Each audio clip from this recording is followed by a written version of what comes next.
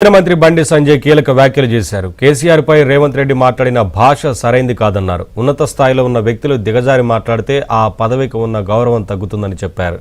నీటి వాటాల అంశాలు కేసీఆర్ తప్పు చేశారని ఆగ్రహం వ్యక్తం చేశారు. కృష్ణా జలాల అంశాలు కేసీఆర్ తప్పుడు నిర్ణయాల వల్ల నష్టం జరిగిందన్నారు. తెలంగాణ మంత్రులపైన బండి సంజయ్ తీవ్ర ఆరోపణలు చేశారు. అధికారాన్ని అడ్డుపెట్టుకుని వేల కోట్ల అక్రమ ఆస్తులు కూడబెట్టారని, త్వరలో వాళ్లు జైలుకు వెళ్తారన్నారు.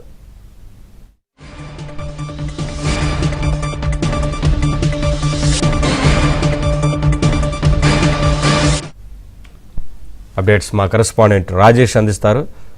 రాజేష్, ఏంటి బండి సంజయ్ ఏం మాట్లాడారు? Good afternoon Naveen. మొత్తానికి కేంద్ర మంత్రి బండి సంజయ్ తెలంగాణ రాష్ట్ర ప్రభుత్వం పైన సంచలనమైనటువంటి కామెంట్ చేశారు.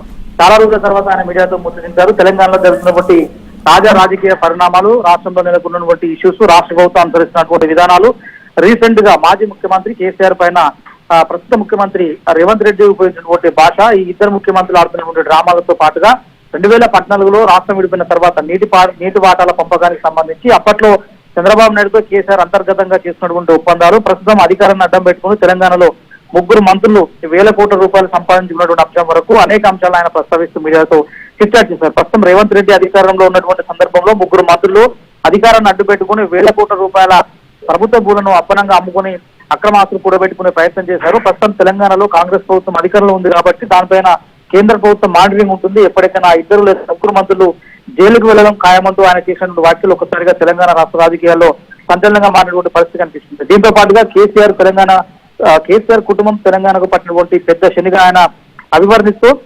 రాష్ట్రంలో తెలంగాణలో 2014 నుంచి అధికారంలో ఉన్నటువంటి 10 ఏళ్ల పాటు అధికారంలో ఉన్నటువంటి కేసీఆర్ అనేక అంశాల పట్ల తెలంగాణ ప్రయోజనాలను ఇతరులకు తాకట్టు పెట్టేటువంటి ప్రయత్నం చేశారు.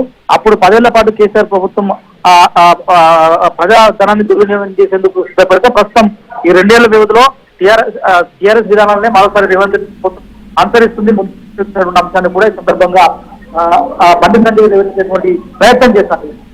ఎవరైతే ఆ ముగ్గురు మంత్రులు ఉన్నారో ఆ ముగ్గురు మంత్రులకు సంబంధించినటువంటి వివరాలు తమ వద్ద ఉన్నాయి.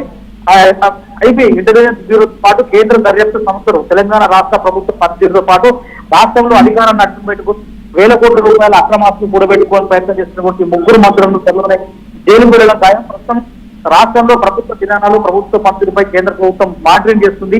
ఇది ఎప్పటికైనా రాష్ట్ర ప్రభుత్వాన్ని కనిపించగలకపోతే తెలంగాణ రాష్ట్ర ప్రయోజనాలు భారతీయ జనతా పార్టీ వెళ్లేందుకు సమైతం అవుతుందంటూ మాట్లాడుకుంటూ వ్యాఖ్యలు చేస్తారు. కాంగ్రెస్ కేసీఆర్ ఒక కొత్త డ్రామాను తెరమించుకొచ్చి కృష్ణా జిల్లాల అంశాన్ని మరోసారి ప్రజలకు తీసుకెళ్లే ప్రయత్నం చేస్తున్నారు. పాలమూరు ప్రజలు అమాయకులు కాదు.